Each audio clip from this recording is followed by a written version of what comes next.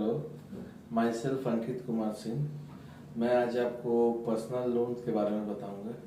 ये personal loan हमेशा उन्हीं लोगों को मिलता है जो सैलरीड होते हैं, जिनका सैलरी 15,000 से ऊपर होता है और बेसिकली 20,000 25,000 होता है। कंपनी जैसे कैट ए, कैट बी, कैट सी होता है और बैंक अकाउंट में आपका सैलरी आता है और एक साथ आता है।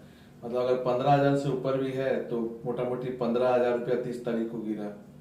ठीक है, अब ये नहीं कि उसको दो पार्ट में तोड़ के आया। और ज्यादातर की पर्सनल लोन उन्हीं को मिलता है जिनकी कंपनी का लिस्टिंग्स रहता है। कैट ए बोला जाता है, कैट बी बोला जाता है, कैट सी बोला जाता है।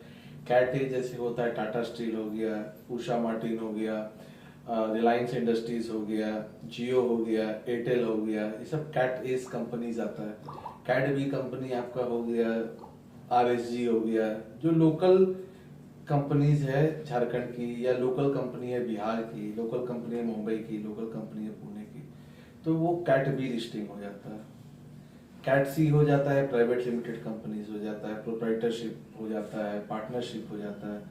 ज्यादातर पर्सनल लोन सैलरीड को ही मिलता है और देखा जाता है कि जितना उनका सैलरी होता है ना, मान लीजिए किसी व्यक्ति का 50,000 रुपये सैलरी है और उनको personal loan max to max 30,000 रुपया तक ही मिल पाएगा, क्योंकि सैलरी का 60% से 70% ही पर्सनल लोन उतना ही ईएमआई दे सकते हैं।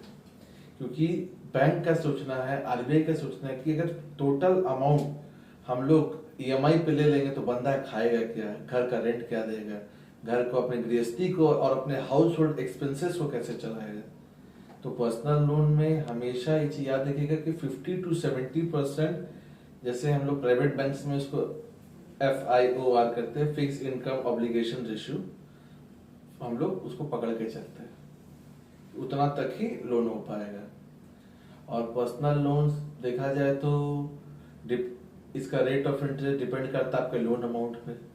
अब मान लीजिए आप 10 लाख रुपया ले रहे हैं, 11 लाख रुपया ले रहे हैं, तो 11.5 12.5 का रेट मिलता है प्राइवेट बैंकों से।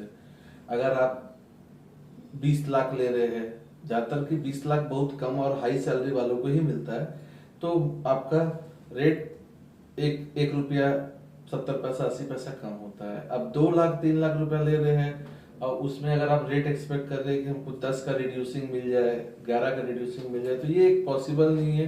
क्योंकि जितना लोन अमाउंट ज्यादा होता है ना, तो बैंक को भी ना, मतलब एक बैंक का भी क्राइटेरिया होता है, तो वो क्राइटेरिया फुलफिल करता है। एक चीज हमेशा याद रखिएगा कि छोटा जो लोन अमाउंट रहता है उसका रेट ऑफ इंटरेस्ट ज्यादा ही रहता है। और खास करके आपका पर्सनल लोन में एक आता है pre approve loans. Pre approve loan महंगा होता है। बहुत बार मुझे कस्टमर कहते हैं कि मुझे मैसेज आ रहा है, मुझे ऑफर आया है, तो मैं इस ऑफर का लोन ले लूं क्या।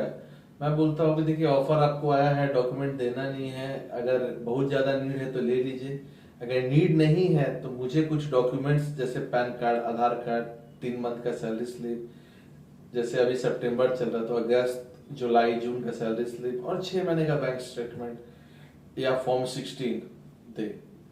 तो इससे क्या है कि मैं आपका एक बार लॉगिन करके चेक कर लूंगा, या बिना लॉगिन का भी मैं चेक करके एक अपने कैलकुलेशन से बता दूंगा कि क्या आपको लोन अमाउंट आपका अप्रूव होगा, कितना आपका डिसबर्स होगा। और उसके बाद आपको रेट ऑफ इंटरेस्ट में वहां पे मोटा मोटी प्री अप्रूव और अप्रूव में 4 से 5% का डिफरेंस दिखाई देगा।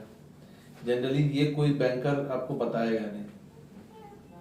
तो पर्सनल लोन लीजिए, बट कोशिश करिए कि पेपर, एड ऑन पेपर दे के लीजिए, उसमें रेट ऑफ इंटरेस्ट कम रहता है। प्री अप्रूव हमेशा ही महंगा रहता है। दैट्स ऑल फ्रेंड्स, यही है पर्सनल लोन का के बारे में। अगर आपको कुछ और जानना है तो आप कमेंट सेक्शन में जाके लिख सकते हैं कि आपको मैं किस किस और सेगमेंट और आपको क्या क्या और रिक्वायरमेंट और क्या क्या डिटेल्स मैं इस पे और बताऊं। ठीक है फ्रेंड्स, थैंक यू।